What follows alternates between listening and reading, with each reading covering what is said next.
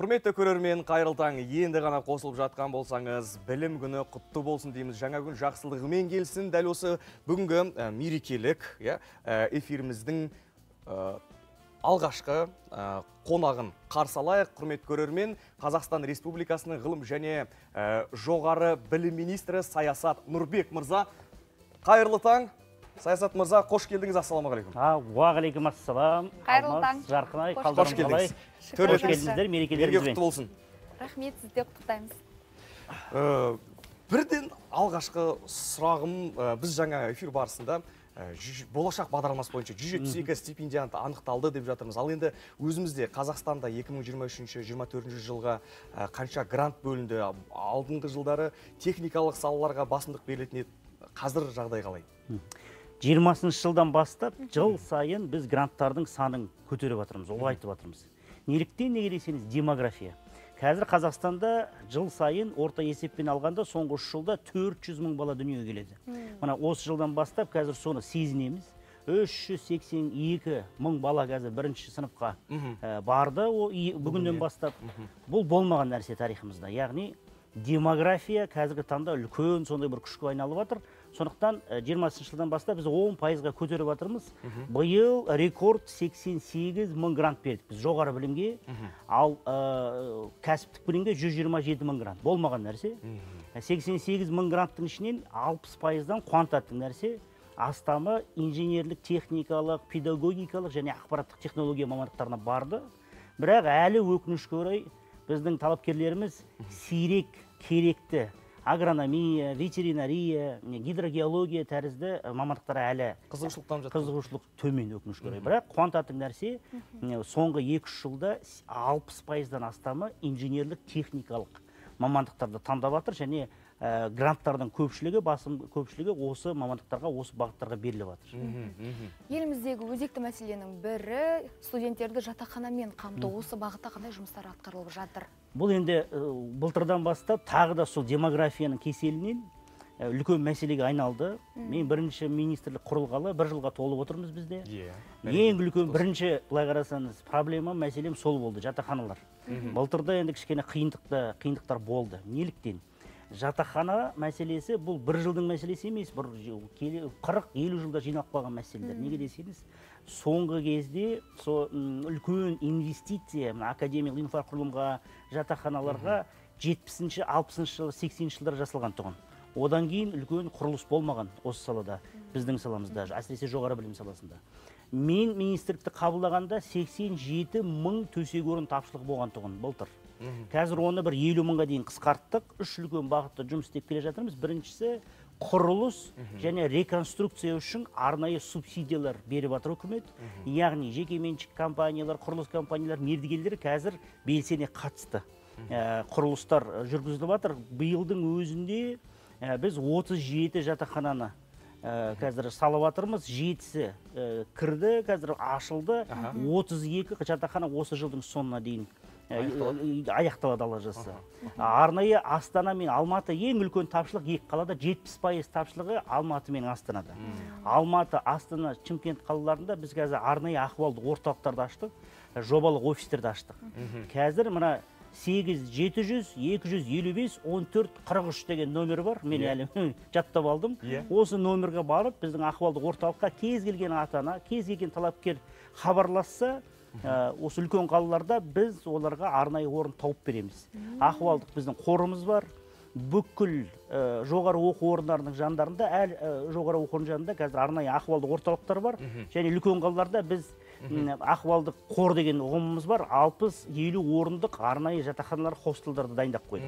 Екінші үлкен бағыт ол қазіргі таңда жоғары оқу орындар хостелдар мен қонақ үйлермен арнайы келісім шартқа қол қойып, жетіспеген орындарды солай толтырады. Мысалы, Алматының өзінде 100-ден астам хостел мен қонақ үймен біздің университеттеріміз арнайы келісім шарттар қол қойды. Және үшінші үлкен бағыт, әрине, ол реконструкция. Яғни қазір бизнес құндылығы түсіп қалған, әсіресе Алматыда, Астанада, үлкен қалаларда қонақ үйлер, бизнес орталықтар, хостелдарды тез арада 6-7-8 айдың ішінде жатақханаға айналдыруға арнайы субсидия береміз біз. Осы ең қысқа жолы болып шықты.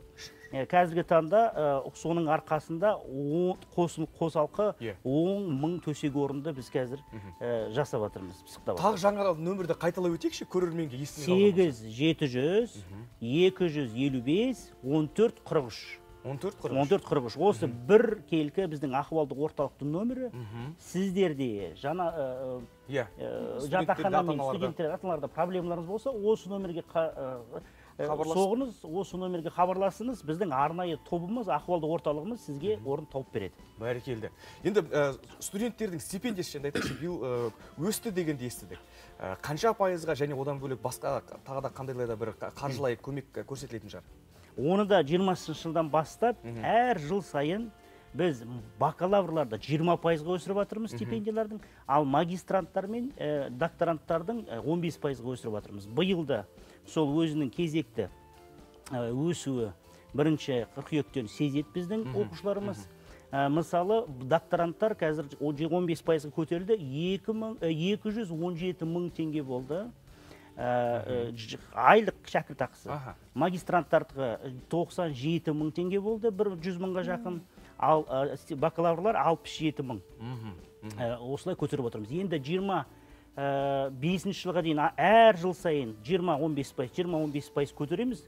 25 жылдан бастап тағы да 5 жылдыққа көтереміз. Яғни келесі 29 жылға дейін 200%-ға өседі шәкіртақыларымыз. 200%. 200%-ға, 25 жылға дейін. 29 жылға дейін. 29 жылға, 5 жылдық сайын деп отырсыз. Президент жолдауында шетелдік оқу орындарының Қазақстанда филиал ашылады деген еді. Ашылу керек деп тапсырыс беріп еді. Осы бағытта қандай жұмыстар атқарылып жатыр? Бұл президентіміздің өзінің бір арнайы тапсырмасы бар, бұйрығы бар.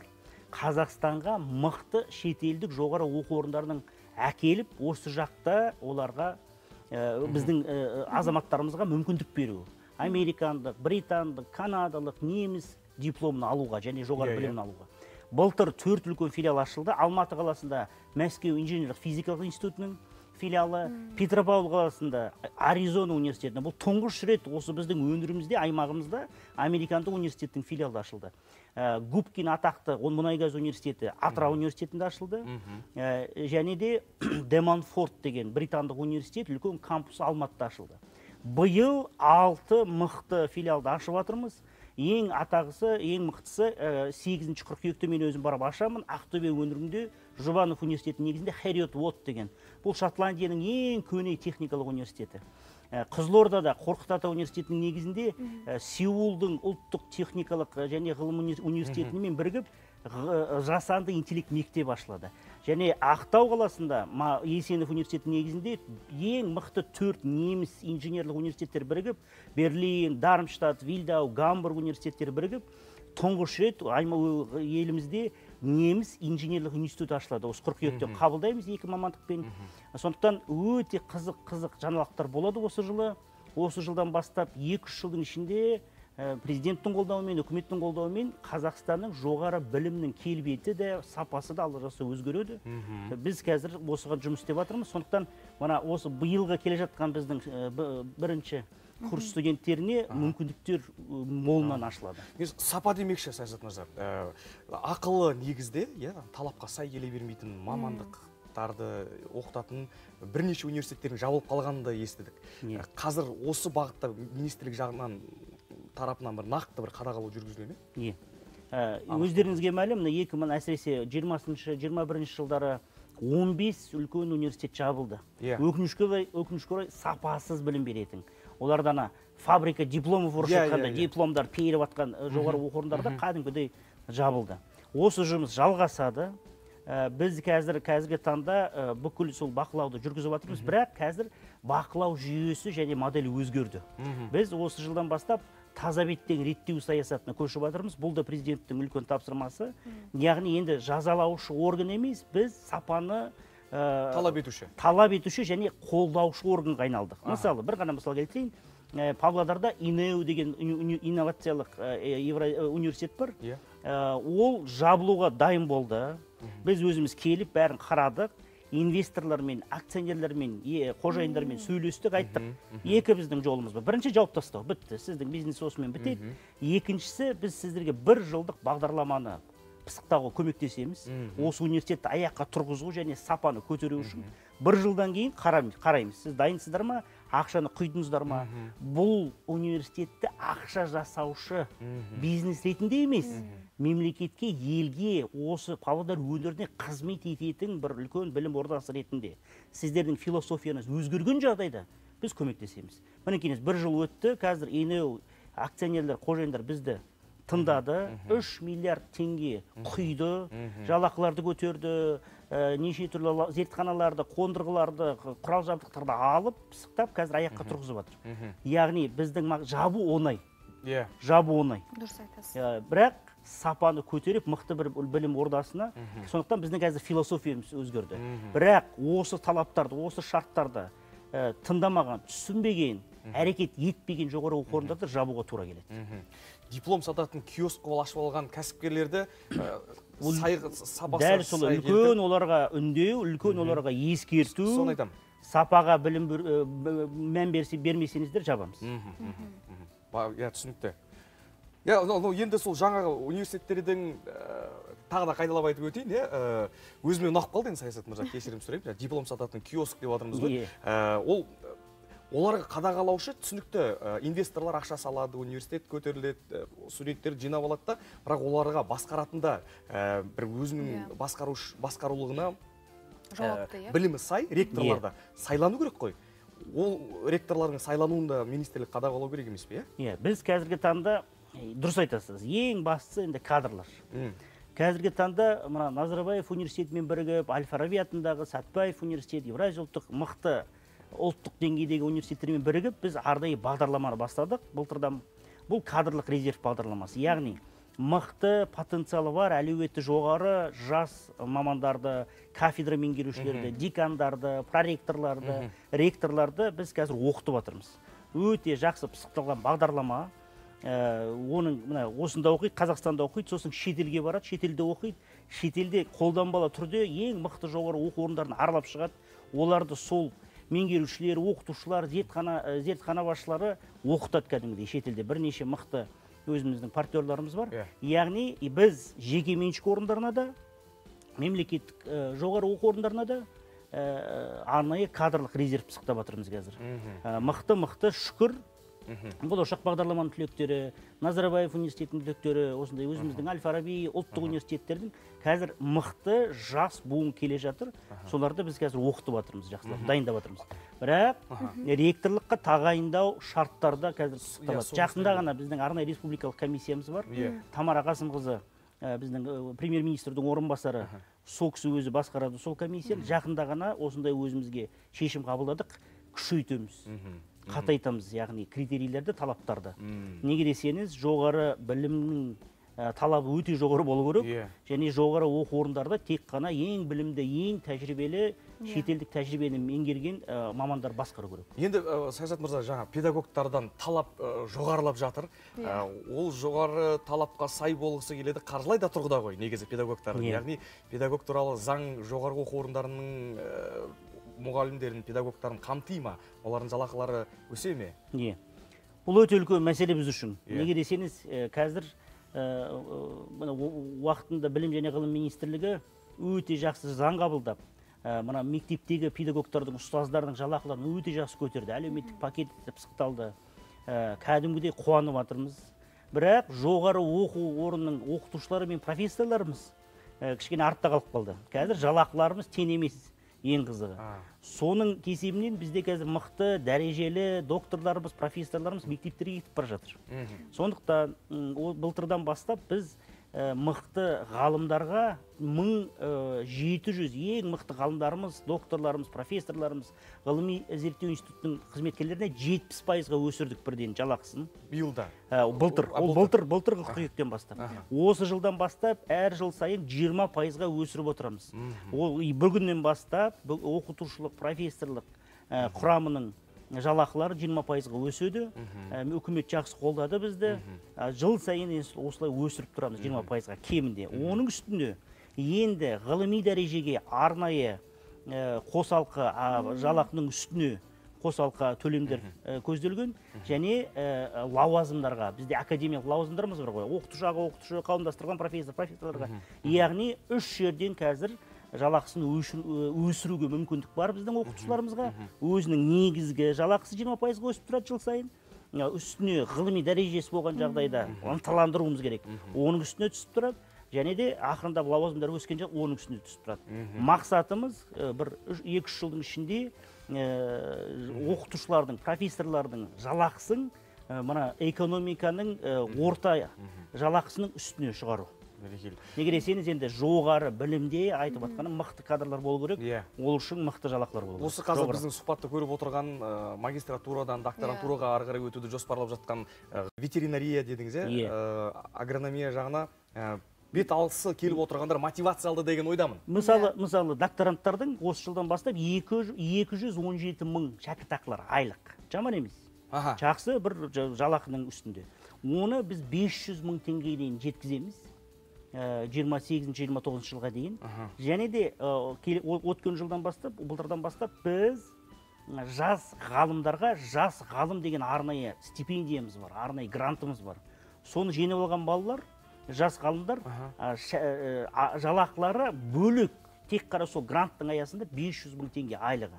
Жас ғалымға 500 мың теңге. Яғни бұл өте маңызды. Жас ғалым бірінші алғашқы қадамдар сүйегі қатаю керек. Отырып өзінің мақалаларын жазу керек. Осы кезде, критикалық кезеңде ол ақшаны ойламау керек. Қалай қатысуға болады оған? Жыл сайын жариялаймыз. Былтырдан бастап жыл сайын 1000 грант береміз жас ғалымдарға. Жас ғалым деген гранттарға қатыса беріңіздер. Барлығы министрлік сайтында қолжетімді ақпарат жарияланып қатыса беріңіздер. Сондықтан біздер қазір ең басты мақсатымыз кадрлық саясат бағытында жастарды өсіріп аяққа тұрғызу. Неге десеңіз, 90-шы жылдары біз көп ғалымдарды жоғалтып алдық. Саясат мырза, сіз бүгін жай өзіңіз ғана келмеген екенсіз. Ресми сұхбатымыз осындай болды да, енді мен сіздің балалар рұқсат етсеңіз студия төріне шақырғым келеді. Келіңіздерші. Қайырлы таң. Қайырлы таң. Сәлеметсіз бе? Фатима, Мұстафа, Лейла. Қош келдіңіздер. Төлетіңіздер мына жерге. Лейла сен орта қой. Бәрекелді. Лейла сен анжақ қой. Қайырлы таң. Қалдарың қалай? Мектепке дайынсыздар ма? Әрине дайықпыз. Мектепке дайындық өте жақсы өтті. Жаз бойы әжемізге ауылда көмектесті, кітап оқыдық және тілдерді үйрендік. Жаз бойы не істедіңдер деген шығарманы жазуға дайынбыз дейсіздер. Енді қандай кітап әсіресе есте қалды жазды бойында оқыған? Ағылшынша кітаптарды оқыдық. Ағылшынша. Негізі Саясат мырза, сіздің де бірнеше тіл білетініңізді білемін. Біз сіздің қазақша басталған лекцияңызға барып, ағылшыншаға ауысып кеткен кезде есімде. Сіздер де бірнеше тіл біледі деп мен естідім. Осы қазір бізді көріп отырған көрермендерді 1 қыркүйек білім күнімен құттықтасаңыздар, және қай тілде не деп айтқандарыңызды аударуларыңыз керек болады ау кішкене. Мен тырысам бірақ аударуға. Әртүрлі тілде құттықтасақ. Бірінші мен бастайын. Qui c'est un nouveau porte plein de sourires, d'adventure et de succès à l'école. Француз тілі бұл? Иә. Бәрекелді. Мұстафа? Және Мұстафа түркше тілінде. Türkçe тілінде айтамын. Merhaba, benim adım Mustafa. Hepsi çocuklar için yeni okul yılı kutlu olsun. Бәрекелді. Фатима? Ежен. Ағылшын тілінде мүмкін? Ағылшын тілінде. Hi, my name is Fatima. I live in Kazakhstan, and I wish for kids that they have a good year of school, and they listen and have good grades. Cool. Your English very nice деп. Өзің ағылшынша білетін, мен де айтып қалсам. Бәрекелді. Испаньол? Испаньол. Испан тілінде құттықтаймын екен. Feliz año escolar. Қалай деп айтты испан тілінде ол? Білім күні құтты болсын. Оқу жылы құтты болсын. Оқу жылы құтты болсын. Арабша айтайын ба? Аха. Қай тілде? Арабша. Араб.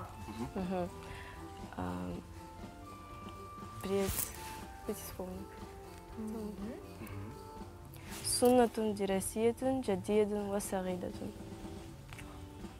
Не дегеніңіз ол? Сіздер оқу жылы құтты болсын деп ағылшын және араб, испан, түрік тілінде, француз тілінде айттыңыздар. Бүгін енді көңіл күй қалай? Бүгін мектепке барасыздар, сыныптастарыңыз сағынған шығарсыздар. Өте сағындық. Иә? Жалпы қанша тіл білесіз, Лейла, сіз? 5. Французский, арабша, түркше, қазақша, ағылшынша. Папа оқыңдар дей ме? Орысша, 6 тіл. 6 тіл, иә? Ақырында озып кетеді менен жақында. Сіз 7 тіл білесіз ғой, иә? 7-8 тіл, иә. 7-8 тіл. Айтады ғой, әкелері, балалары олардан озып кететінге қуанатын тек бір адам осы өмірімізде. Егер сіз басқалар қызғанады ғой, мен де бұрын мақтанам. Біз енді ақырындап не істедік? Жұбайымызбен тілдерді оқыңдар, тілдерді біліңдер. Соны айтам ғой, сіз балаларға тілдерді білу керек деген ол түсінікті, әлемге қайсы болсын бұрышына есікті ашып беретін инструмент негізі тіл білу деген. Балаларға қалай қызықтыра алдыңыз, баулыдыңыз бұл? Бәрінде бірдей бір қызығушылық болды ма? Бәрінде енді Лейла жақсы алып кетті, Фатима, Мұстафа да жақсы меңгеріп жатыр. Енді өзімнің үлгімен, мен олармен бірнеше тілде сөйлесуге тырысам, үйде жүргенімізде. Менің жұбайым да шетелде оқыған, білесіздер, болашақ бағдарламасымен. Лейден деген университет атақты Голландияда. Ағылшын тілінен бастадық біз. Қызықтыруға сосын түрік шетелде тұрды біздің балаларымыз. Лейла сосын француз тілін, араб тілін алды. Мұстафа испан тілімен, басқа неміс тілін бастады да, бірақ лақтырды. Елордалық мектептің оқушылары жаңағы биылғы жаңа оқу жылын енді мен сұрағым келіп тұрғаны ауылда болдық дедіңіздер әженің қасында. Қалаға, Елордаға мектепке бүгін барасыздар, және де бір жоспар болады ғой. Мүмкін сіздер өздеріңіз талқылаған шығарсыздар. Астанаға келесіңдер, мектептеріңе барған кезде мынадай нәрсеге кірісу керек болады деген сияқты. Яғни спорт түріне Мұстафа бәлкім велоспортпен айналыса бастау керек болады, бассейн жүзумен айналысу керек болады деген сияқты. Иә, келесі белесті қай жақтан алайын деп тұрсыздар, тілді әдем меңгеріп жатырсыздар. Енді мүмкін спорт жағынан, өнер жағынан көрінетін шығарсыздар. Қандай жоспарлар бар? Мұстафа 4, 3-тен карате бастады. 3 жасынан бастап. Лейла бізде қоңыр белбеу. Қазір бір қадамына қалды, қара белбеуге. Европада болған карате чемпионатында 3-ші орынға ие болды, жүлдегер. Мұстафа мен 3 жасынан, Лейла 4,5 жасынан каратемен айналысып келе жатыр. Қазір соны жалғастырады. Біздің Батырхан Аменович карате орталығының, Кёкушин каратенің орталығының басшысы өзі қатты қуанып жатыр. Шәкірттері қайтып келді. Ал Фатима бізде гимнастикамен жалғастырады. Берекелді. Сонымен енді мен жалпақ айта өтейін, мен өзі көрермен бәрін тікесе айтатын жүргізуші ретінде есте қалатын шығармын. Министрдің балалары елордалық мектептерде оқиды.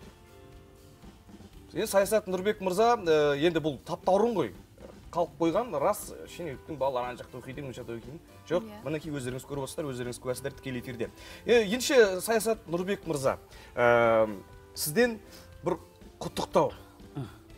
Бүгінгі мен жаңа айттым, эфир барысында мектеп оқушылары бар. Бірінші курсқа бүгін студенттер колледжге барып жатыр, университетке барып жатыр, және болашақ стипендиясымен шетелге кетем деп жатқан студенттерге бір-екі ауыз өзіңізді тілейміз. Қадірлі ата-аналар, қадірлі талапкерлер, қадірлі біздің оқушыларымыз, студенттеріміз. Жоғары білім орындарымызға отандық қош келдіңіздер. Біздің жаңадан құрылған министрлігіміз мінекейіміз 1 жылға толып отыр. Осы жылдың ішінде жақсы жұмыстар атқардық біз, жақсы нәтижелер көрсетіп жатырмыз. 10-ға жуық шетелдік үлкен филиалдар ашылып жатыр Қазақстанымызда. Білім сапасы көтеріліп жатыр. Біз таңертеңнен кешке дейін ұйықтамай жұмыс істеп жатырмыз сіздерге қызмет ету үшін. Сондықтан жақсылап оқыңыздар, жаңа белестерді бағындырыңыздар. Біздің министрлік әрқашан сіздердің жандарыңызда, әрқашан қолдауға дайын.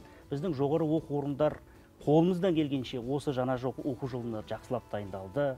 Жаңа жатақханалар салынып жатыр, жаңа оқу корпустар салынып жатыр. Білім бағдарламалар пысықталып жатыр, жаңа оқу бағдарламалар енгізіліп жатыр. Сондықтан қош келдіңіздер, жаңа оқу жылдарыңыз құтты болсын. Берекелді. Рахмет. Дәл осы сөздер біз сіздерге де айтамыз. Құрметті достар, танысқанымызға өте қуаныштымыз. Келгеніңізге көп алғыс айтамыз. Рахмет. Жаңа күн жақсылығымен келсін, білім күні құтты болсын. Ал құрметті көрермен, біз қоштаспаймыз. Жарнамадан кейін кездесеміз. Хабарда болыңыз.